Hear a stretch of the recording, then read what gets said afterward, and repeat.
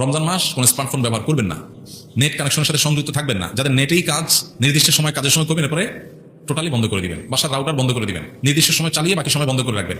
Decision নেন, দেখবেন আপনার রমাদানের অন্য 10টা 20টা প্রস্তুতির চেয়ে এই একটা প্রস্তুতি আপনার রমাদানকে অনেক বেশি অর্থবহ করে দিবে ইনশাআল্লাহ। দ্বিতীয়ত, রমজান মাসে আনহেলদি, অস্বাস্থ্যকর এবং আমাদের জন্য ক্ষতিকর এবং অপ্রয়োজনীয় অতিরিক্ত খাবার গ্রহণ করা থেকে রমজানে বিরত থাকে।